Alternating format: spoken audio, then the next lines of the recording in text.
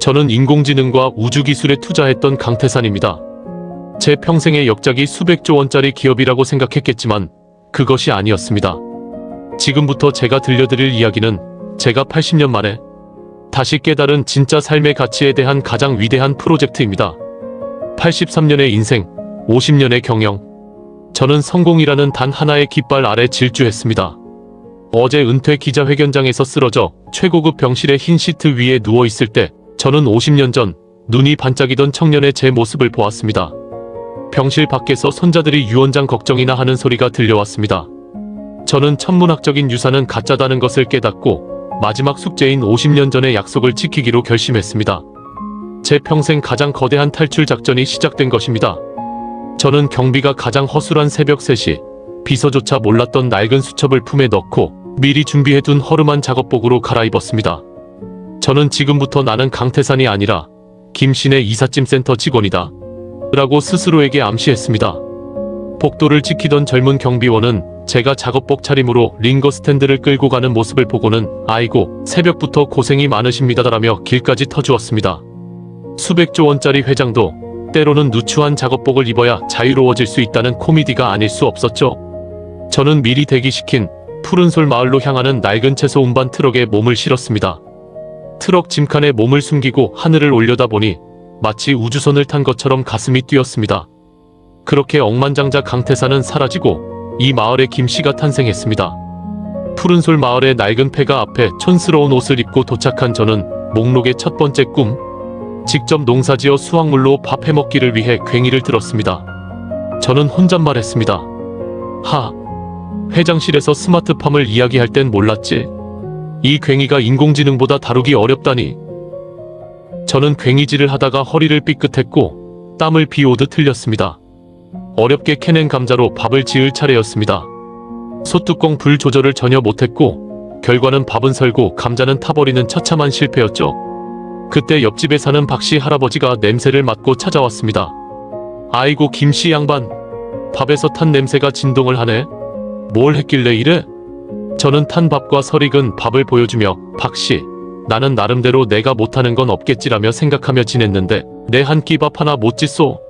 이게 내 인생 가장 뼈아픈 실패의 맛을 보는 중이오. 박씨 할아버지는 제 상황과 제 진지한 표정을 번갈아 보더니 배를 잡고 낄낄대기 시작했습니다. 저도 따라 웃었습니다. 80평생 가장 진실된 그리고 가장 맛없는 식사였지만 50년 만에 처음으로 허리를 펴고 크게 웃어본 것 같았습니다. 흙에서 나는 냄새는 싱그럽지만 제가 맛본 흙 맛은 쓰디썼습니다. 이 한 달 동안 저는 돈으로는 절대 가르쳐주지 않던 인생의 기초를 배웠습니다. 어느 날 저는 마을 팥죽집에서 팥죽을 먹고 눈물이 핑 돌았습니다. 팥죽 한 그릇에 50년 전 어머니의 사랑이 담겨 있었죠. 저는 팥죽집이 오래되어 비가 새고 장사가 어렵다는 것을 알고 두 번째 꿈 가장 순수한 이웃에게 도움 주기를 실행하기로 했습니다. 할머니, 제가 이 집을 수리해드릴게요. 돈이 아닌 제 노동력으로요. 무슨 수로? 그 가느다란 팔로? 돈 많은 젊은이들이나 하는 소리를. 저는 순자 할머니께 15일간의 리모델링 프로젝트를 제안했습니다. 저는 리모델링에 자신 있다고 주장하며 마을에 계신 은퇴한 목수 김영감, 배관공 최 반장을 찾아가 설득했습니다. 아고, 영감님들, 이건 단순한 집수리가 아닙니다. 마을의 추억을 복원하는 프로젝트입니다. 인건비는 드릴 수 없지만 제 모든 노동력을 바치겠습니다. 대신 재료는 마을 철물점과 목재소에서만 구입하겠습니다. 저는 일꾼을 사지 않고 마을 사람들의 재능과 협력을 이끌어냈습니다. 평생 노하우로 쌓은 저의 협상술이 빛을 발한 순간이었습니다.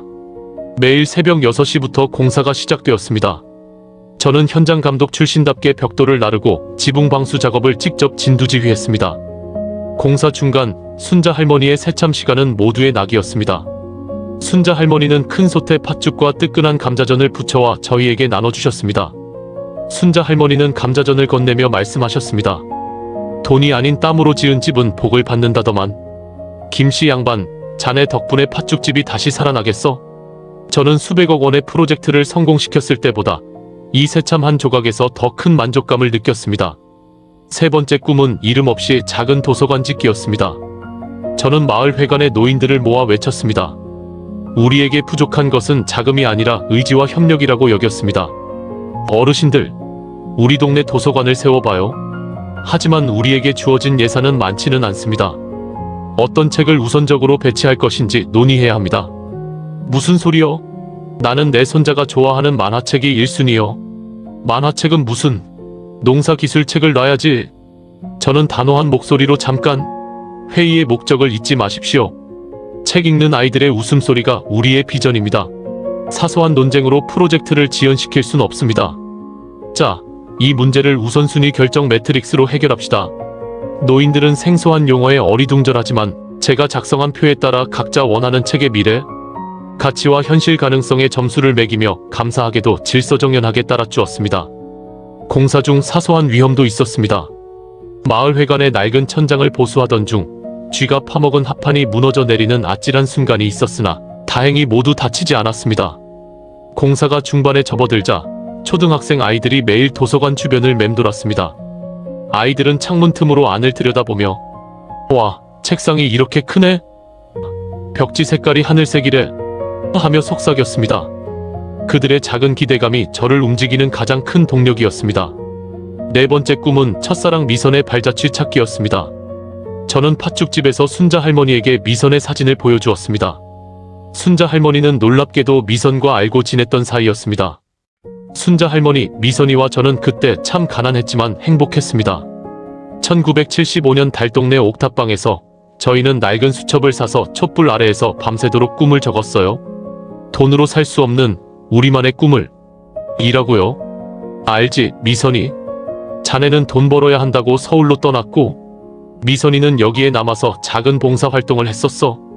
자네가 준 편지를 읽으면서도 항상 불안해했지. 미선이가 가장 좋아했던 건 옥탑방 좁은 베란다에 작은 화분에 싹 틔운 상추였습니다. 저는 이것이 바로 미래의 스마트팜이야? 라고 농담했지만 미선이는 그 싹을 보며 태산아, 우리가 직접 키운 거라 이것이 수백만 원짜리 인공지능보다 더 귀한 가치가 있어 라고 웃었죠. 그게 그녀에게는 가장 즐거운 한때였을 겁니다. 순자 할머니가 들려준 진실은 저를 무너뜨렸습니다. 미선이는 내가 돈 버는 거 보려고 떠난 게 아니야. 내 눈이 돈에 미쳐가는 게 싫어서 떠난 거지. 그녀는 죽기 직전까지 고아들을 위한 장학금을 모았고 태산이가 부자가 되면 꼭 좋은 일에 써달라고 했습니다. 저는 오열하며 깨달았습니다. 미선이는 제 돈이 아닌 제 진심을 원했던 것입니다. 이것이 마지막 꿈, 가장 소중한 사람의 마지막 소원 들어주기가 되었습니다. 저는 미선의 이름으로 미선 장학금 모금 운동을 시작했습니다. 이 장학금은 단순한 기부가 아닌 미선이 지키려 했던 진정한 가치를 지원하는 것이 목표였습니다. 모금 운동을 결심하게 된 구체적인 계기는 마을 입구에서 만난 꼬마 민호 때문이었습니다. 민호는 어머니가 공장에서 밤늦게까지 일하시는 형편이 어려웠고 매일 학교가 끝난 후 고물상에 폐지 박스를 날라 용돈을 벌고 있었습니다. 어린아이가 고생하며 생활하는데 공부할 시간이 부족하다는데 마음이 너무 안타까워졌습니다. 하루는 제가 리어카를 끌어주는 순자 할머니를 돕고 있을 때 민호가 다가와 물었습니다. 할아버지, 폐지 한 장에 몇 원이에요? 제가 오늘 이 박스 다 팔면 영어 학원 교재를 살 수 있을까요? 저는 충격을 받았습니다. 아이가 학원이 아닌 교재 자체를 갖는 것이 꿈인 현실. 저는 민호의 손을 잡고 말했습니다. 민호야, 너처럼 배우고 싶지만 어려운 상황에 놓인 아이들에게 꿈을 펼칠 수 있는 가치를 바탕으로 한 지원을 해줄 거다. 이것은 돈을 많이 버는 방법을 가르치는 것이 아니라 내가 가진 진심과 지혜를 세상에 나누는 방법을 알려주는 장학금이 될 거야. 저는 마을 사람들에게 돈 대신 마음과 땀을 모아 장학금을 만들자고 호소했습니다. 제 전 직장 동료들이 찾아와 저를 설득했습니다. 회장님, 이 천박한 모금 운동을 그만두고 돌아가셔야 합니다. 저는 자네들은 내가 수백억을 기부할 때만 나를 존경했지. 나는 지금 나 자신의 가치를 모금하고 있어라고 단호하게 말했습니다. 손자 민준이 파파라치를 고용하여 내가 미친 짓을 한다고 언론에 흘리려 했을 때 저는 그의 카메라 앞에서 연설했습니다. 마침내 마을 광장에서 장학금 전달식이 열렸습니다.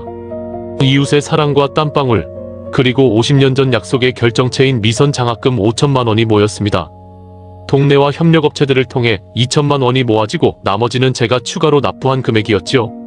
저는 떨리는 목소리로 감사를 표했습니다.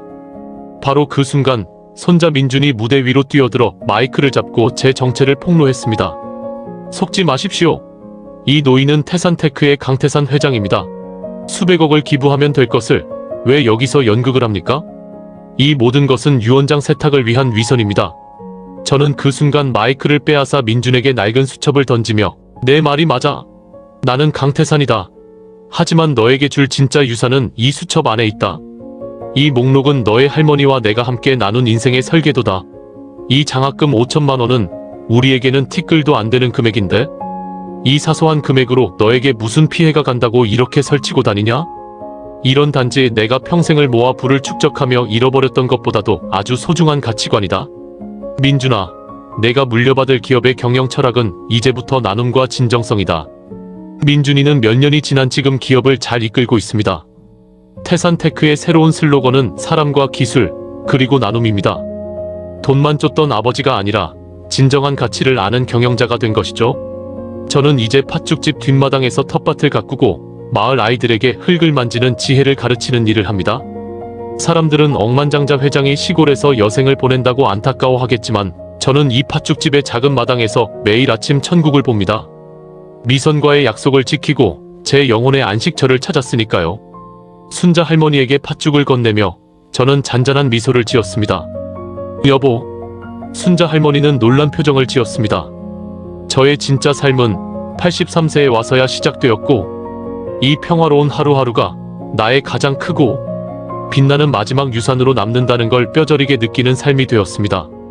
지금까지 제 이야기 들어주셔서 감사합니다.